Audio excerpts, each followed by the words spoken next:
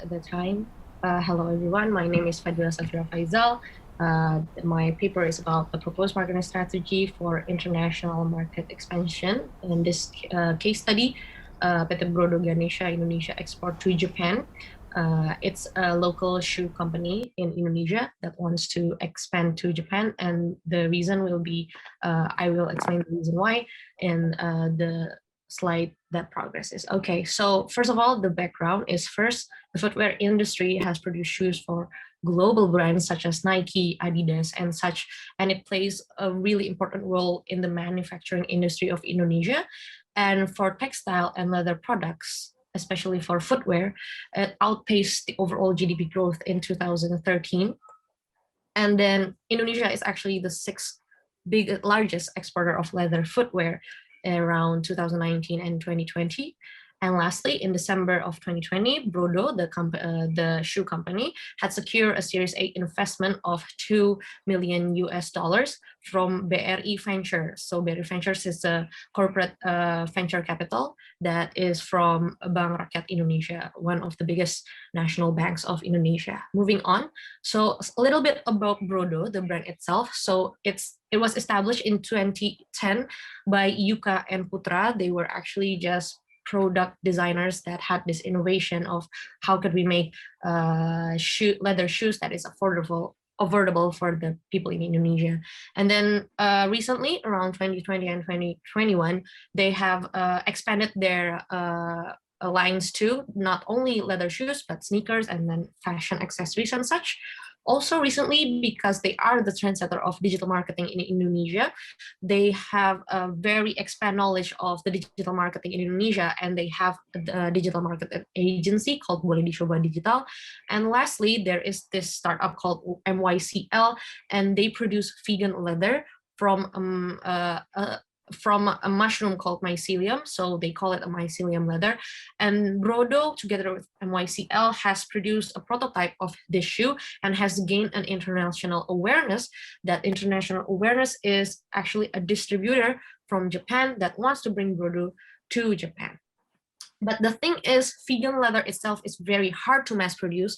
That is why BRODO, alongside with the Japanese distributor, wanting to bring that sustainable material shoe concept to Japan, tries to find other several materials.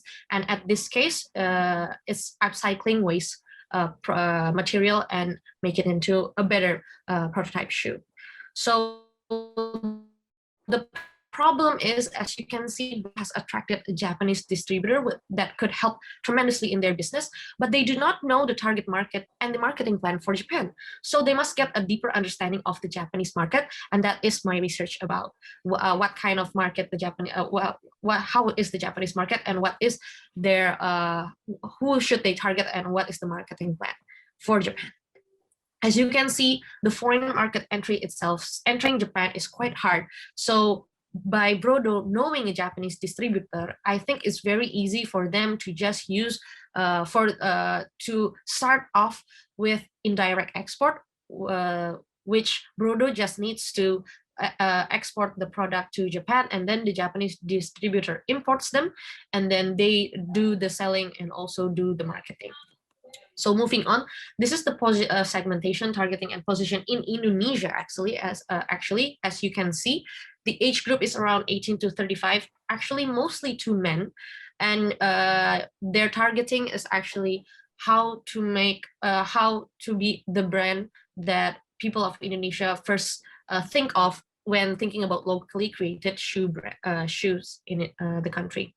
Moving on, this is the marketing mix of the marketing mix 4P of BRODO in Indonesia. Again, the product, there's leather shoes, sneakers, sustainable leather shoes, and other various accessories. And they have 2 retail sources here and several online distribution channel. The price range is around $30 to $80. And then the promotion, again, is mostly digital marketing. So moving on now, we try to understand how the demographic and the lifestyle of the Japanese people that is interested in sustainable material shoes, I have done an ethnography. So it's net-based ethnography where I go to forums and social media to find out these kind of specific demographics and their lifestyle. So I found out 4 kind of groups. The first group is women 30 to 45, and they usually are very interested in the product because of the cost that is very good for the environment. The second group is still the same, women age 30 to 45, but they have more of like a social life, city girl kind of lifestyle. So they have interest in sustainable material shoes because they're comfortable, stylish, and also simple. For group 3 is men around 30 to 45. They are city boys, but they have hobbies going outdoors or doing outdoor related activities such as camping or hiking. And for the fourth group, there are young men around age 20. They live in the city too, and mostly they know sustainable material shoes because of the several celebrities and also key opinion leaders that talks about the shoe. And they know mostly about sustainable material shoes from social media such as Instagram and YouTube.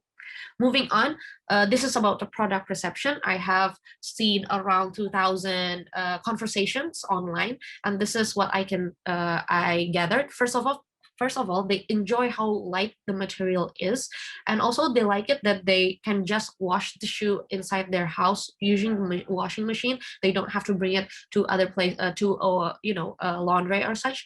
And they like how the design is simple and not flashy without too much logos. They like the colors that it's very grayscale and earthy tones. And also they like the idea of having footwear that they can also use in the colder weather because Japan has 4 weathers. And also the packaging, if the packaging is also reusable for them, that gives also a value to the sustainable material shoes. And lastly, for the price itself is around $130 to $200. Now moving on, I also did an interview to several experts that is inside the industry, also the Japanese distributor too. What I can say is mostly it just further enhance what I have already discovered from the ethnography, but they also put out that for the product itself, white sneaker designs are still popular in Japan. Also, the product origin country does not matter at all. And for the marketing and distribution, so traditional advertising such as magazines and placement in trains or train stations is still quite effective. And also if BRODO wants to make an online store, places like Daikanyama Tokyo really fits well with the goals and the overall concept of the brand and the shoes itself. So moving on, this is the segmentation, my proposed STP that for BRODO in Japan. First of all, for the segmentation, is mostly the same with the one that I discovered from the ethnography. I just gave it a name: organic living women, active women, refined men, and city boys. So from there, what I feel that they should target is actually the active women and refined men. Why? Because these 2 segments shows the most similarities and they have the most potential market growth, and it aligns very well with BRODO's long-term goal. So overall, it's a very attractive market. And then next, for the proposed positioning, as you can see from 5 points here, I already summarized it into men and women around the age of 30 to 45 with an active and refined lifestyle, searching for unisex brand that offers sustainable material shoes, stylish, durable, and have several product variations for every occasions and season. And to emphasize the position, I feel like exclusive shoes would further help the positioning of the brand in Japan. Now comes to the proposed marketing mix. First of all, product. So this is the 4 types that I feel is most appropriate. 2 of them are sneakers. One are everyday sports sneakers. The other one is all white sneakers that is very casual, can use in any occasion. And then Chelsea boots and also chunky socks boots. So because they're not flashy and they have grayscale and earthy colors, they're light and fit, and they can also use a shoebox from recycled material to, again, also give a better purpose for the brand itself. And then again, limited supply equals limited quantity and gives exclusiveness. For the sneakers, around 120 US dollars to 180 US dollars. For the boots, 180 US dollars to 250 US dollars.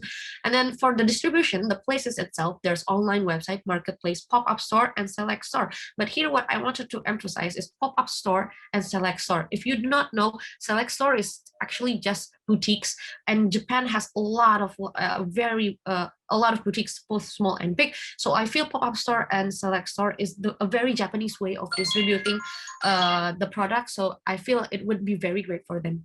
Lastly, for the promotion, I think advertisements on trains and stations are very great. And also they should collab with fashion designers too, and renowned fashion designers of Japan to further make the brand more aware but with the Japanese society.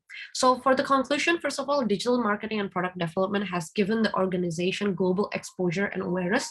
Second, it has chosen a practical way of entering the global market by export and import, focus in indirect export.